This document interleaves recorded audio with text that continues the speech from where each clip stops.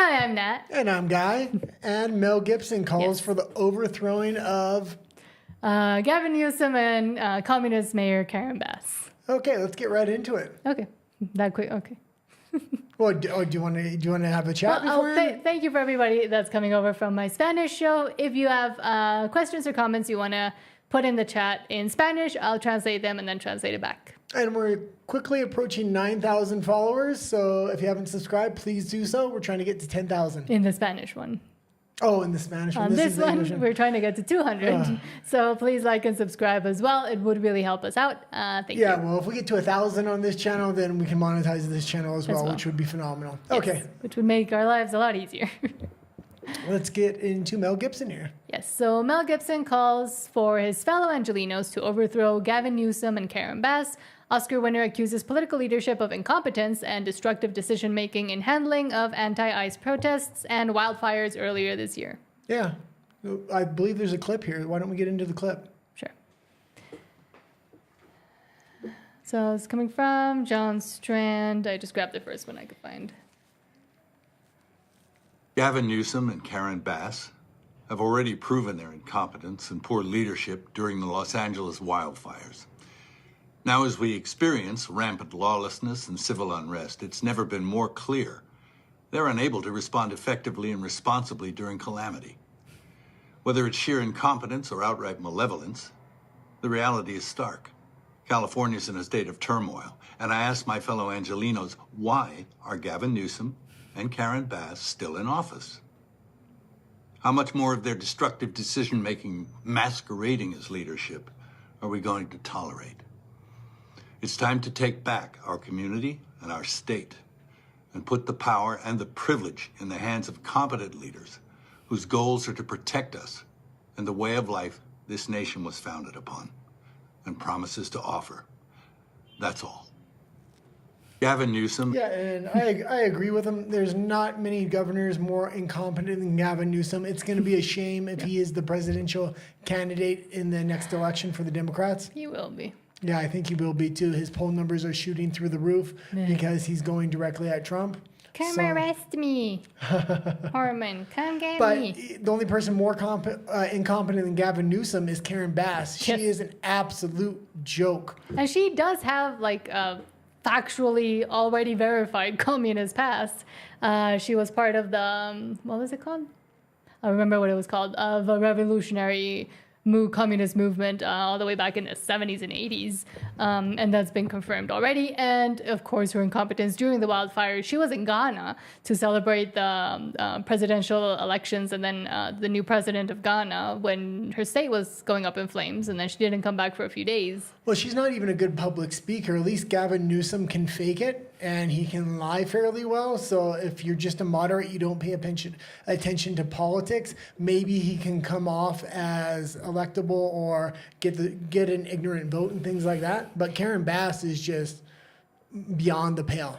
And I mean, Gavin Newsom has also tried to do like this whole his podcast thing and get in with the youth or whatever, but he kind of ended his podcast and then he tried to restart it again. He tried to restart it again and then started inviting other crazy leftist liberals, because before he was trying to also invite some figures of the right wing, let's just call it. But when he saw the reaction, like a coward, he stopped doing that as well. No, I think now I had heard that he was stopping to invite right wingers, but now the other day I seen he had one on again. Yeah.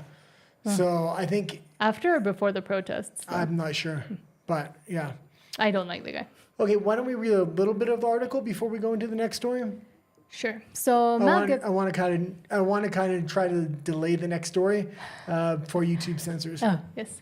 So Mel Gibson issued an astonishing call for the residents of Los Angeles to overthrow California Governor Gavin Newsom and Mayor Karen Bass in response to the recent anti-ICE protests. Gibson, an outspoken conservative, best known for starring in the Mad Max and Lethal Weapon franchises and directing Braveheart and The Passion of the Christ, issued the call during an appearance on Raymond Arroyo's podcast. Well, and it's not just the fires. He's been incompetent for years. They tried to have a snap election. It didn't work, but man, Gavin Newsom's unelectable for the next election. I think he wants to run for president, so I don't think he's going to run for governor again.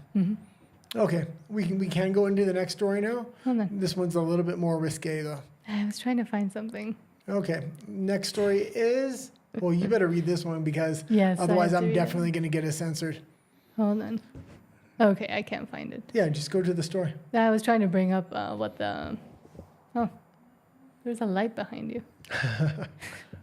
Okay. So I'm going to have to really censor this. But this is from the Mirror. Boy 17 passed away after taking one Andrew Tate substance pill in friend's garage. Christian Jolly, 17, died after taking a substance pill named after controversial influencer Andrew Tate on a day out with friends. One pal told an inquest he had never taken the substance before. Okay, and let's go down. Let's see the picture, of course. And let's see the caption for the picture. So the teenager passed away after taking a substance pill named after controversial influencer Andrew Tate. And I'm going through every part of the article for a reason, and we'll talk about it in a moment. Now let's read a little bit. A beautiful 17-year-old boy passed away after taking a substance pill for the first time, an inquest has heard. Christian Jolly fell seriously ill after taking at least one M-D-M-A pill named after controversial influencer Andrew Tate. Of course, his name's in red. Because you can click into it and see everything else they've written about him. Day out with friends on August 30th last year. The court heard that Mr. Jolly from Hindleveston, near Durham, Norfolk, died. Passed away from a substance-related.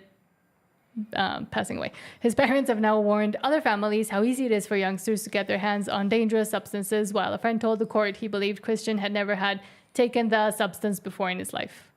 And there he is. And what else Keep does going? it say here? Yeah, keep going. The inquest into the teenager's passing away heard he had fallen ill hours after taking Okay, the that's good. Let's scan the article and let's just go down a little bit. Or is that the end of it? No, there's more. Let's see if they mention Andrew Tate again. I'll say it's shocking that we live in a society where substances can continue to be supplied to children. Mr. Jolly was Giving called evidence in court, one friend said he had taken a pill shaped like the computer game character Mario, while Mr. Jolly's was called Andrew Tate. Asked by area coroner Yvonne Blake whether he had ever taken that, he said Okay, no. that's good. You're kind of falling apart now. Well, I'm trying to find the Okay, important this is bits. obviously a smear on Andrew Tate, whether you like him or you don't. He didn't name this pill. Yeah. And they're just constantly, if this pill was named after somebody the liberal media actually liked, they wouldn't mention that part of the story. No, Because if it was they a Mark Ruffalo pill. Yeah, if it they was a wouldn't Mark put it Ruffalo pill, everywhere. nothing would be said about Mark Ruffalo in this thing. Wouldn't be very strong though. The cases fell apart for him, and they have nothing left to smear him with because they smeared him with everything they had. And I understand a lot of people don't like him, but this smear campaign like this is just kind of ridiculous. And putting his name over and over and over in the article, having his name attached with the And the first picture is the picture is him and his brother. This is just like, I would think this is lawsuit territory. I understand how they're going to be able to credibly deny this, but man, if this was me and they wrote an article and put my picture in it, I would be extremely upset. Because I don't like Andrew Tate. I don't agree with most of the things he says, but I do think this is really stretching it pretty thin. Trying to put his picture up first and his brother and like linking him to substances and the fact that this young male teenager passed away from taking that substance and that he's been linked to.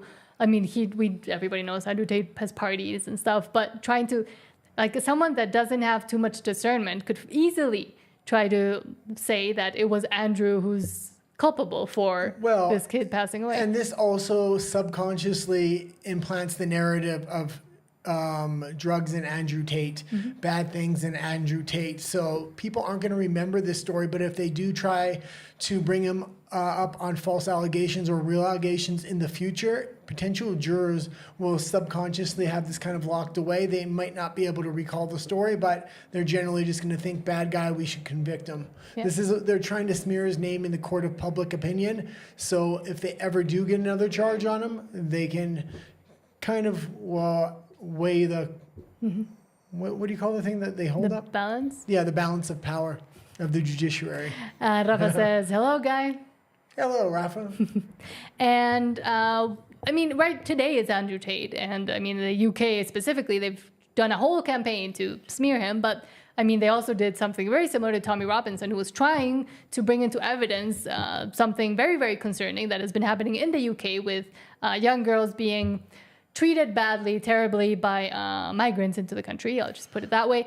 But he got put in jail. He got a huge smear campaign against him. He was far right, blah, blah, blah, blah, blah. But in reality, he was just trying to highlight a situation that was credible and real, and there was evidence in happening and that the UK government was trying to hide. So it's not the fact that it's, oh, poor Andrew Tate. It's more like if we continue to accept fake narratives also from the mainstream media and trying to build up these narratives and just say, oh, well, it's Andrew Tate, he deserves it.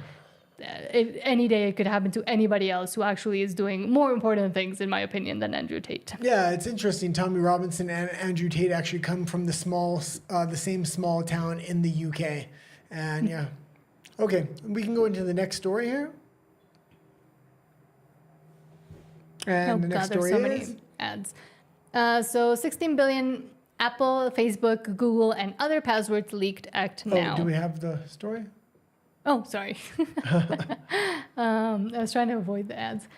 So from Forbes, 16 billion Apple, Facebook, Google, and other passwords have been leaked. Act now. And there was a previous leak, and it was of around 800 or 900 million, I believe. This is billions of passwords. When I was reading this article earlier, I was a little bit concerned about my own passwords. Luckily, I have nothing in my bank account, so.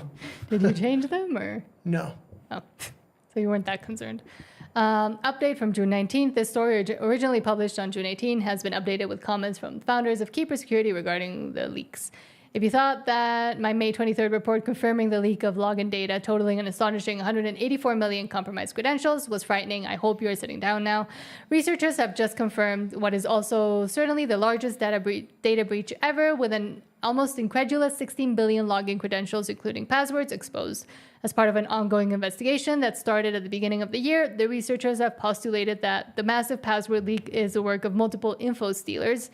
Should I keep reading? Yeah, I'm going to think things like this are going to be amping up more and more, especially in the U.S. with this conflict happening in Iran. So a lot of hacker groups and things like this have been warning the U.S. should be a target within the next 60 days. And Rafa, I'd actually love to know what your opinion is on this, because you probably know more than I do.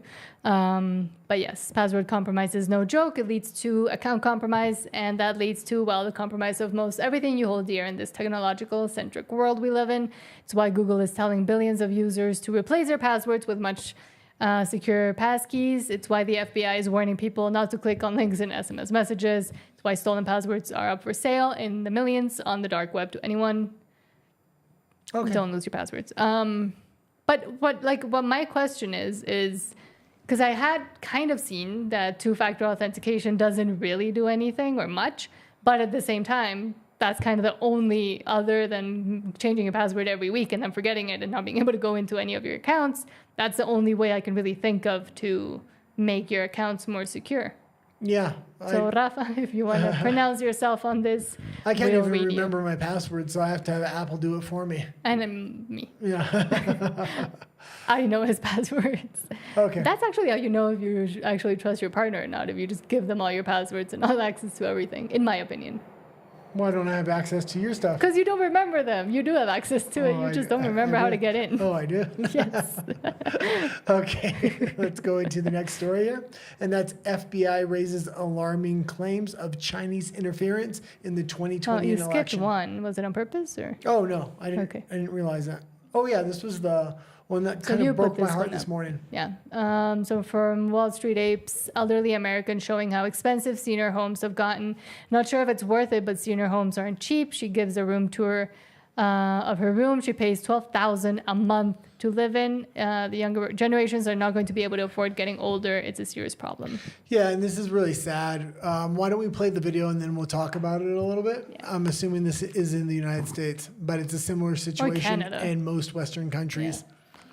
Canada specifically had a whole alarming thing with care homes.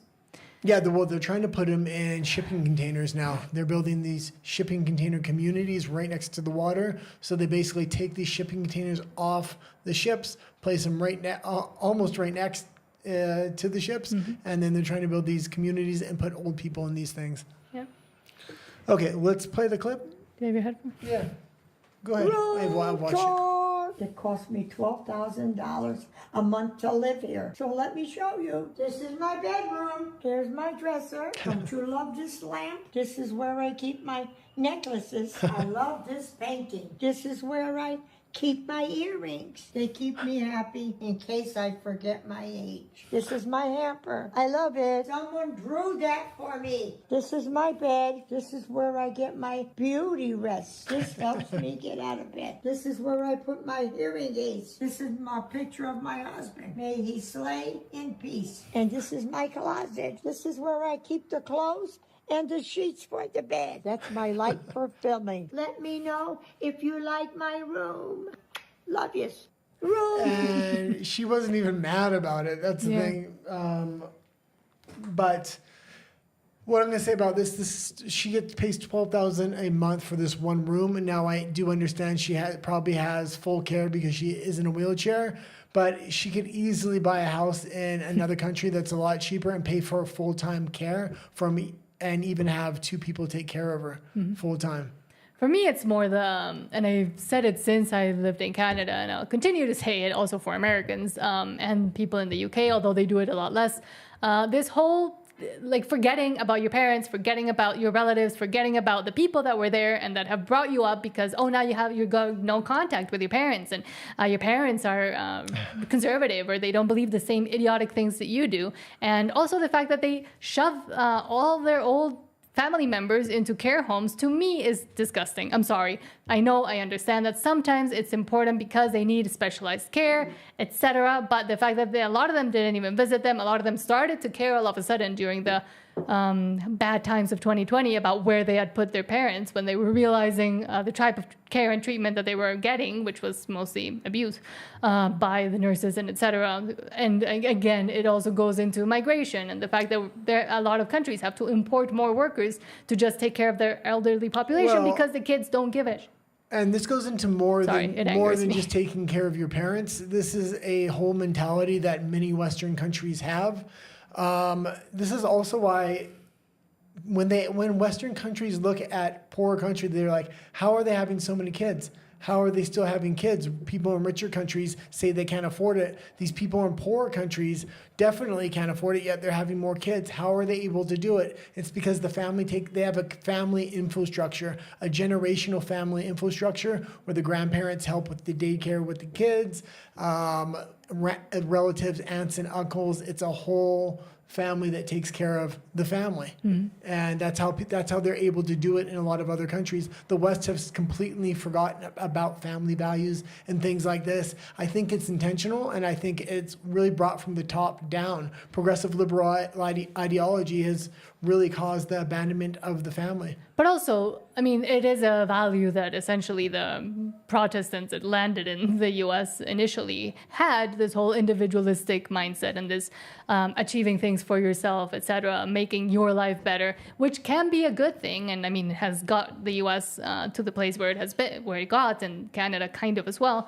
But at the same time, it also bred into this disgusting culture where people don't. They don't call their family members or their parents or their aunts or their uncles, etc. I remember being in Canada and talking to people and being like, how often do you call your relatives? And how often do you call your parents? And they'd be like, I don't know. I called them last year, I think, a few months ago. And I talked to most of my relatives, not just the close ones. At least, some daily and some at least once or twice a week.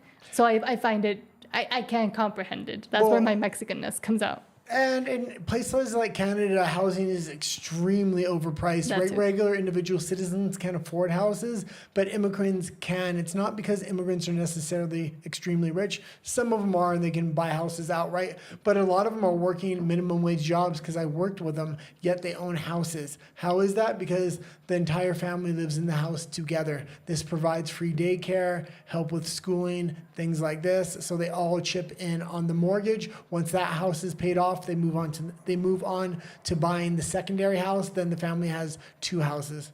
Yes. So, okay, let's go into. Sorry, I'm trying to figure out because Rafa sent a comment, but it's not showing up, and I don't think it's showing up for me either because he says, "Oh yeah, now it's there." So Rafa says, "What? I believe my comment regarding passwords was not posted. Let me know to rewrite it. Thank you."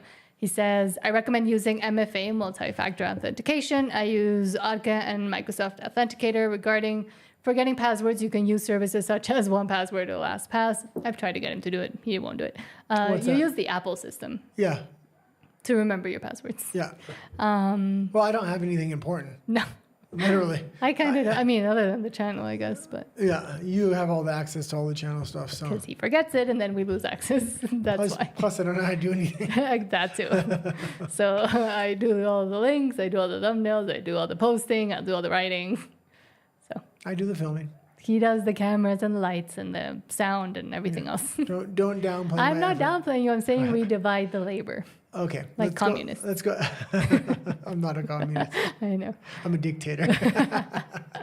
You're a dictator. Yep. Okay, let's go into the next article. Kidding. here. We're not fighting. People get weird when we start joshing with each other. FBI. Yeah, let's go into the FBI now. Thank you, Rafa, by the way, for the suggestions. Once again, we're pretty clueless. Okay, let's go into the FBI. So from Newsweek, FBI. Oh, yes, And we got a couple stories on this. There's actually a lot of video coming out on this. So it's not just claims anymore. Mm-hmm. It's starting to be authenticated. And this happened in Canada as well. Yeah. So And I wanted to talk about that. something similar. Yes. FBI raises alarming claims of Chinese interference in the 2020 election. This is in the U.S. FBI Director Kash Patel, because finally someone's investigating it, has declassified and shared documents with senators that he says detail alarming allegations about potential Chinese interference in the 2020 election. China has denied any nefarious involvement in swaying the election results in 2020 and again in 2024. Yeah, he's also released not just documents, but videotaped evidence. Mm-hmm. So Trump allies have alleged that China rigged the 2020 results in Joe Biden's favor, invigorating hardcore supporters who march on the Capitol, leading to the riot. Oh, they called it a riot, not an insurrection, on January 6, 2021. What Okay. to know? Okay. Do I keep going or no? no, let's go into the actual video. The video with Alex Okay. Jones. And it's funny that it is from Alex Jones because once again, it's the whole, oh, Alex Jones said it a few years ago, now it's reality. Yeah, and well, let's play the video first, and then we'll get into it. Okay. All of it, or you tell me when to Oh, stop? you can read what Alex put there. Okay, scandal of the century just broke. The FBI has officially confirmed that the 2020 election was stolen. Can we even say that on YouTube now? Yeah, go ahead.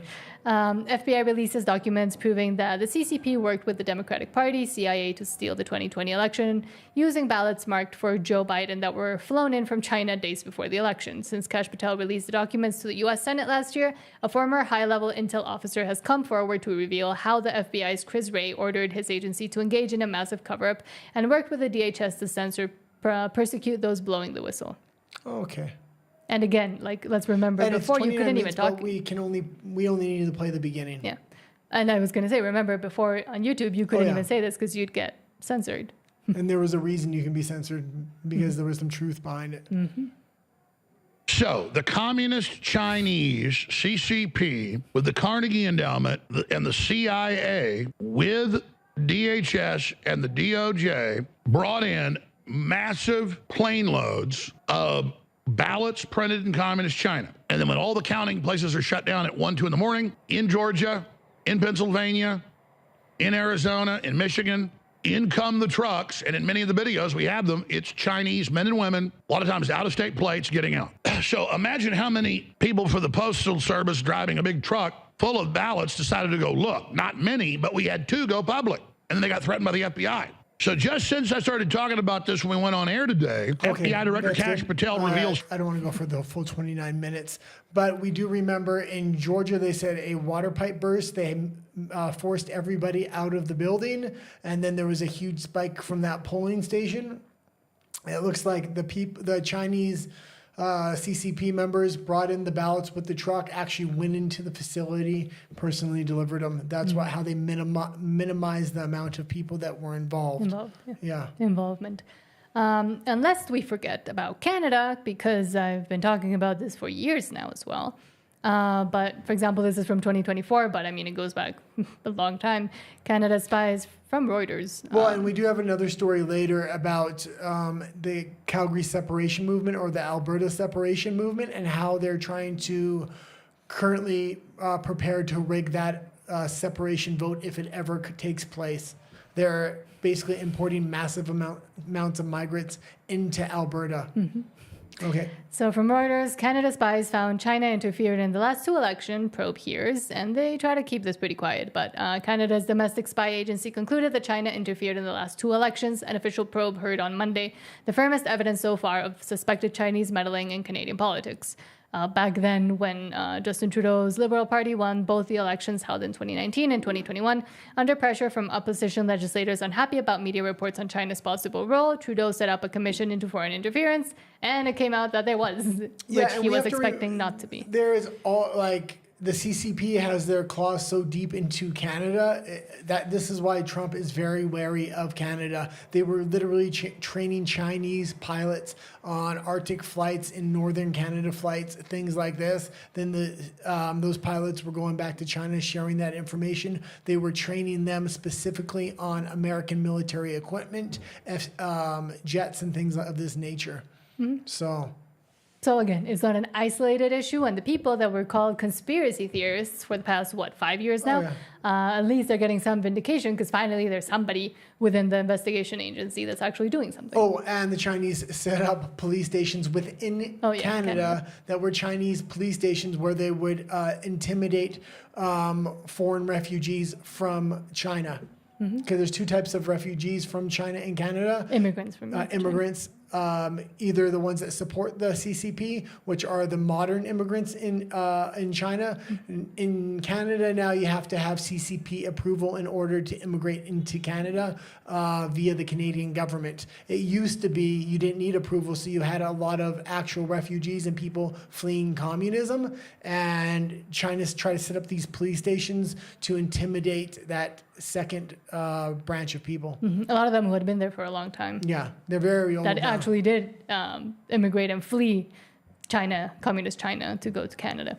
And then they followed them there. I'll just read Rafa and Walker quickly. Rafa, in continuation about the passwords, he says, with those, you can create extremely difficult passwords and secure that they are unique. Most accounts get hacked because you share your password. If one access gets leaked, they try it on other services.